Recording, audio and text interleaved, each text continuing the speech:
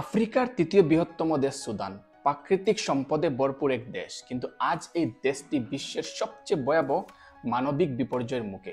2023 সালের এপ্রিল থেকে শুরু হয়েছে গৃহযুদ্ধ। লাখ লাখ মানুষ ঘরবাড়ি হারিয়েছেন, হাজার হাজার মানুষ মারা গেছেন, আর অসংখ্য শিশু না খেয়ে দিন কাটাচ্ছে। কিন্তু কিভাবে সুদান এমন অবস্থায় পৌঁছালো, কে বা কারা এই ভয়াবহ যুদ্ধের জন্য দায়ী, আজকের ভিডিওতে আমরা জানবো কেন শুরু হলো সুদানের এই ভয়ঙ্কর সংকট। সুদানের এই সংঘাত কিন্তু আজকের নয়, এর শিকড় অনেক পুরনো। 1956 সালে ব্রিটিশ ও মিশরীয় শাসন থেকে স্বাধীন হওয়ার পর থেকে দেশটির রাজনৈতিক অস্থিরতা শুরু হয়ে গেছে। তারপর থেকে কম বেশি 20 বারেরও বেশি সরকার পাল্টে দেওয়ার চেষ্টা হয়েছে, আর বেশিরভাগ সময়টি দেশটি ছিল সামরিক শাসনের অধীনে। সুদানের ইতিহাসে দুটি বড় গৃহযুদ্ধ হয়েছে। এই গৃহযুদ্ধগুলি মূলত হয়েছিল দেশের উত্তর অংশের আরব মুসলিম জনগোষ্ঠী আর দক্ষিণ অংশের খ্রিস্টান ও স্থানীয় ধর্মাবলম্বীদের মধ্যে জাতিগত ও ধর্মীয় বিভেদের কারণে। এই দীর্ঘ সংঘর্ষের ফলে 2011 সালে দক্ষিণ সুদান আলাদা হয়ে একটি স্বাধীন দেশ হিসেবে গঠিত হয়। সুদানের বর্তমান সংকটের মূল কারণ এই দুই শক্তিশালী সেনা নেতার ক্ষমতার লড়াই। একদিকে আছেন দেশের সেনাবাহিনী সুদানিস আর্ম ফোর্স এসএএফ এর প্রধান জেনারেল আবদেল ফাতাহ আল বুরহান, আর অন্যদিকে আধা সামরিক বাহিনীর র্যাপিড সাপোর্ট ফোর্সেস আরএফএস এর প্রধান জেনারেল মোহাম্মদ হামদান দাগালো, যাকে সবাই হেমদেতি নামে চিনে। 2019 সালে সুদানের দীর্ঘদিনের শাসক ওমর আল বাশিরের বিরুদ্ধে দেশ জুড়ে গণ আন্দোলন শুরু হয়।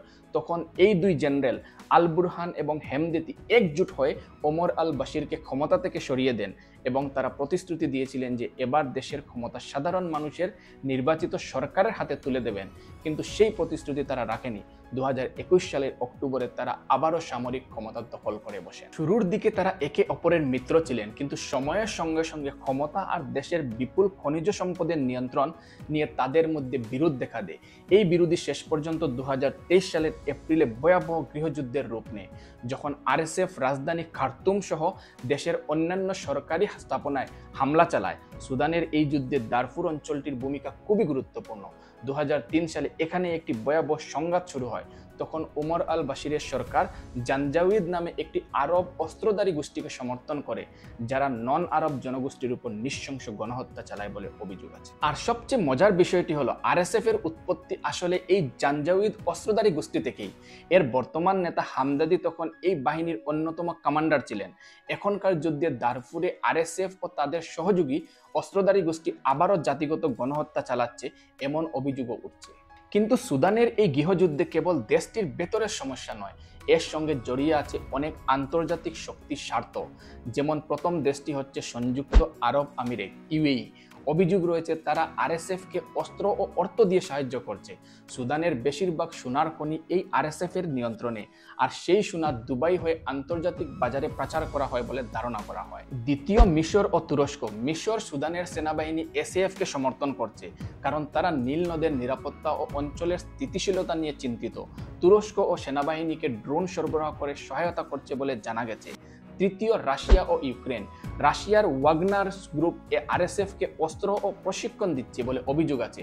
অন্যদিকে ইউক্রেনের স্পেশাল ফোর্স রাশিয়ার প্রভাব কমাতে সুদানের এসএএফ সেনাবাহিনীকে সহায়তা করছে। চতুর্থ, সৌদি আরব ও লিবিয়া। সৌদি আরব উভয় পক্ষের মধ্যে শান্তি আলোচনা আয়োজন করছে, কিন্তু তারা সেনাবাহিনী এসএএফ এর পক্ষেই রয়েছে বলে মনে করা হয়।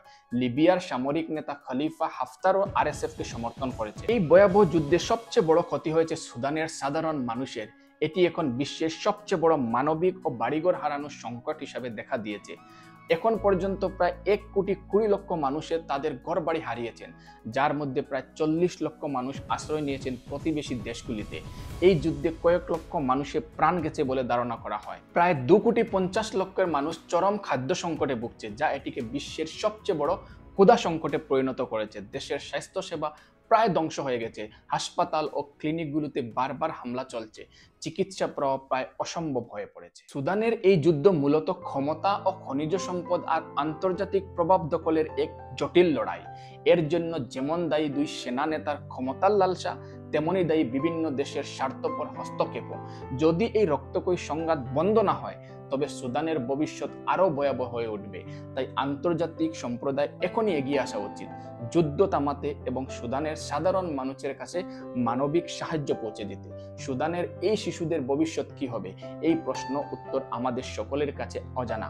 যদি এই ভিডিওটি ভালো লাগে তাহলে লাইক, শেয়ার এবং আমার চ্যানেলটাকে সাবস্ক্রাইব করতে ভুলবেন না। আর সুদানের এই তীব্র সংকট নিয়ে আপনার মতামত কি তাও কমেন্টে জানাবেন। ভিডিওটি দেখার জন্য অনেক অনেক ধন্যবাদ।